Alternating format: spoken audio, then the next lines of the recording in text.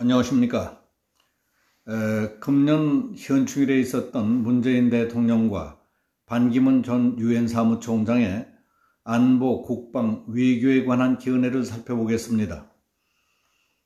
금년 현충일 행사는 과거 어느 때보다도 부산스러운 가운데 치러졌습니다. 탈북민 단체가 북한으로 날려보낸 풍선삐라에 대해서 김정은의 여동생이자 북한 노동당 제1부부장 김여정의 오만방자하고 공갈 협박투의 담화 직후에 있었던 행사였습니다. 그녀의 담화가 나오자 통일부는 4시간 반 만에 대북 풍선 중단 법안을 준비하고 있다고 밝혔습니다. 통일부의 발표가 있은 뒤에 청와대 핵심 관계자는 대북비라는 참으로 백해무익한 행위다. 안보에 위해를 가하는 행위에 대해서는 정부가 단호하게 대응해 나가겠다고 말했습니다. 다음 날 김대중 전 대통령의 아들인 더불어민주당의 김홍걸 의원은 자신의 1호 법안으로서 대북 전단 살포를 제한하는 남북교류협력법 개정안을 대표 발의했습니다. 신원식, 지성호, 조태용 등 통합당 의원들은 기자회견을 열고 대북 전단 살포 금지법은 김여정 하명법이라며 철회하라고 요구했습니다. 이들은 대북 전단 금지법은 헌법이 보장하는 표현의 자유를 침해하는 대북 굴종 행위다. 우리 국민을 협박, 위협하는 북한에 대해 입도 뻥끗 못하느냐고 물었습니다. 하태경 의원은 뭐가 그리 급하다고 긴급조치권 발동하듯 삐라 금지법을 만드느냐?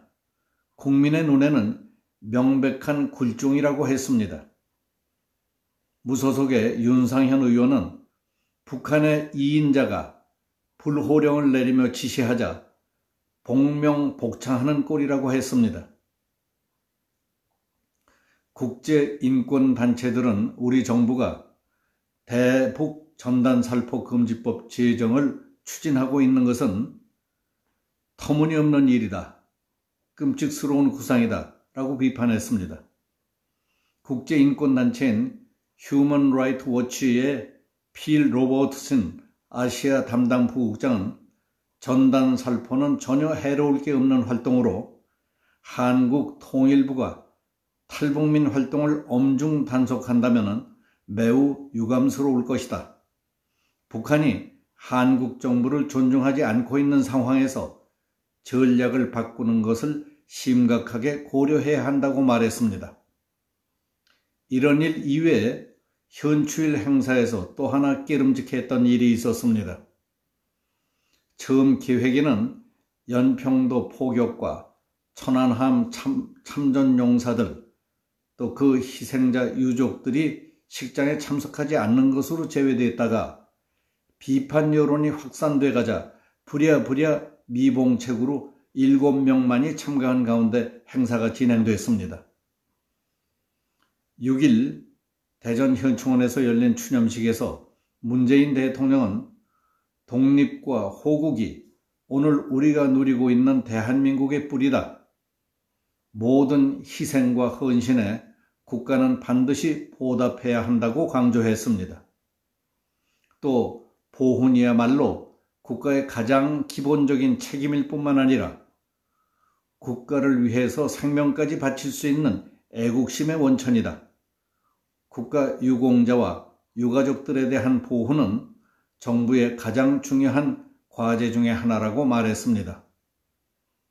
문 대통령은 평화는 국민이 마땅히 누려야 할 권리이며 2번 다시 전쟁이 없는 평화의 한반도를 만드는 것은 국민이 부여해준 국가의 책무다.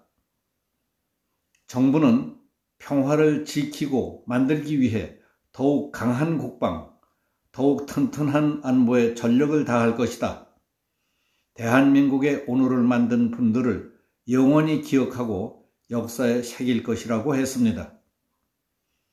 대통령은 대전 현충원 현판이 전두환 전 대통령 글씨체에서 안중근 의사 서체로 바뀐 것을 가리키며 위국 헌신 군인 본분, 나라를 위해 목숨을 바치는 것이 군인의 본분이라는 점을 강조했습니다.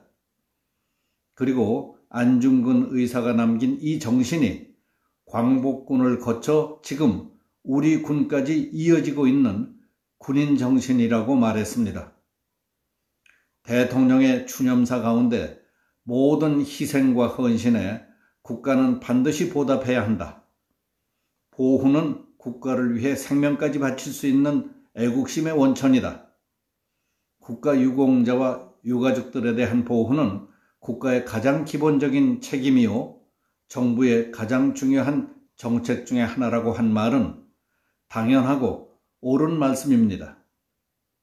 그리고 이번 행사 때 있었던 실수였는지 잘못된 기획이었는지 하여튼 무성의하고 엉성하기 짝이 없는 실수와 말도 안 되는 변명 같은 것이 다시 되풀이돼서는 안 되겠습니다. 연이은 서해안 안보 사태에 목숨을 잃었거나 부상당한 국군이 수십 명이었고 그 유가족과 참전용사들, 더 나아가 전 군의 사기에 미치는 영향을 생각한다면 위로와 감사를 받아야 할 그런 주역들은 몽땅 빼고 그 대신 코로나 희생자 유가족들을 참여시키는 식의 조치로 대통령이 말은 다 옳은 말만 하지만 실제로 하는 것은 모두 거꾸로 하는 것 같이 보여서야 되겠습니까? 만일 광주 5.18 행사나 세월호 사고 행사에 그런 식으로 했다면 어떻겠습니까? 유족회, 시민단체, 학생, 언론 다 들고 일어나 난리 났을 겁니다.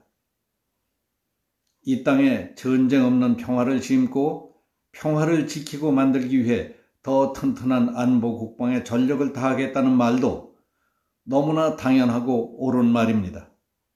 주요 도심지나 지하철역, 시장통 같은 데에서 시민들에게 물어본다고 해봅시다. 문 대통령이 집권한 뒤에 안보 국방이 더 튼튼해진 것 같으냐? 아니면 전보다 약화되는 것 같으냐? 그것도 아니라면 안보 국방을 튼튼히 하기 위해 최선을 다하고 있는 것 같으냐 하고 묻는다면 어떻게 대답하겠습니까? 아마 대부분의 사람들이 낙제점을 주고 심각하게 우려하지 않을까 생각합니다. 참고로 반기문 전 유엔 사무총장이 밝힌 시국 관련 견해를 간단히 요약해 보겠습니다. 안보 역량을 키우고 안보의식을 고취하는 것은 순국선열과 호국영령의 애국정신을 이어가는 가장 소중한 일이다. 정부는 평화를 위한 노력은 지속적으로 이어가되 국민적 공감이 결여된 대북정책으로 국민의 안보의식에 분열이 생기지 않도록 깊이 고민해야 한다. 북한은 여전히 핵, 무력 등 군사력 강화를 멈추지 않고 한반도와 세계의 평화를 심각하게 위협하고 있다. 굳건한 한미동맹을 중심축으로 흔들림 없는 국제공조를 이루어서 북한의 핵도발을 근원적으로 차단해야 한다. 힘과 인기 영합의 정치, 역지사지하지 않는 정치는 반발과 저항에 부딪히고 필연적으로 사회 갈등과 국민적 분열을 초래한다. 오늘 여기서 마치겠습니다. 감사합니다.